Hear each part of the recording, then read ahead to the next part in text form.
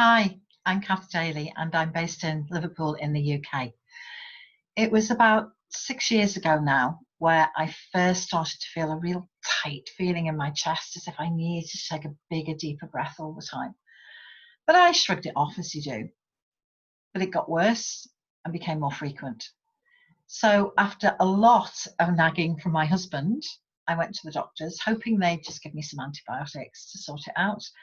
But I then got the dreaded phrase, "We need to send you for tests." Over the next few months, I had a whole range of different tests, all of which proved to be inconclusive, and they needed to go deeper. But I wanted to go to Australia for my son's wedding, and the consultant reluctantly agreed to let me go on condition that I came back for the tests when I got home.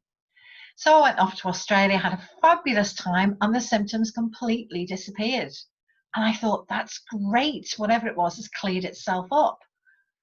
When I got home and got back to work, the symptoms reappeared. Eventually, I was diagnosed as having coronary heart disease and had to have a heart operation. And afterwards, the surgeon told me that I had been a heart attack waiting to happen. And that was a huge shock for me because I didn't have any of the usual trigger factors for heart disease. I'd always exercised, I had a healthy diet, I drank the occasional glass of wine, I'd never smoked, and there was no history of heart disease in my family. But I had had a lot of stress. I used to be a high school physics teacher, and then I started my business, and then I started a second business with a business partner that failed. So I had had a lot of stress, but I thought I was dealing with it. In my head I was, but physically I wasn't. So how did this happen? Well, every day for over 30 years, I'd get up in the morning, I'd go and have a shower, brush my teeth, get dressed, maybe put on a bit of makeup, do my hair, and then I'd put on my cape and turn into Superwoman, who can have it all, who can have a full-time career or run a business, who can take the best care of her family and handle all of their breakdowns, who can be a gourmet chef, who can be a sex goddess in the bedroom, who can bake the best brownies for any school fair, who can go to the gym half a dozen times a week, who can push through any problem. And it was exhausting. And when I wasn't in Superwoman, I turned into one of her sisters. I became snarky bitch, being nasty to my children and my husband and then feeling guilty about it afterwards.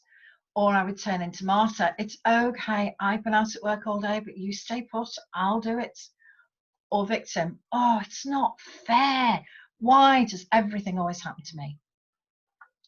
And I know from experience that many of you watching this can relate to this. And by the way, men have their own versions of these. And you might want to think about which of these do you slip into when you're really, really stressed? And what's her effect on you? Superwoman and her sisters are examples of what we call archetypes, which very simply are ways of thinking and behaving. And they actually deplete your energy. These ones take away your power, and they nearly killed me. And I'm not alone. As women, we're 60% more likely to suffer the effects of overwhelm and burnout than men. 61% of us claim that we're not getting enough sleep, and more women than ever before are suffering from heart disease, depression, and adrenal fatigue. But it doesn't need to be like that. When you learn to ditch Superwoman and her sisters and start to use a different, more empowering set of archetypes that we call the 5 women's power types, everything changes. Life becomes much easier and stress level is hugely reduced. The 5 women's power types and a whole range of tools and techniques are what I teach on my Lead Like a Woman program to all of my clients. I think we have a huge opportunity right now to change the way we lead.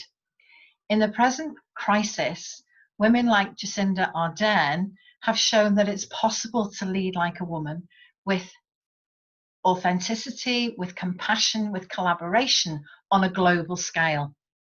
My hope is that more women learn to lead in this different way, and we can work in harmony with the masculine to create the future that we want for ourselves, for our families, for our businesses, for our communities, for the world. If you want to find out more about this approach, and you can download some free resources at my website, cathdaley.com. Thanks for watching.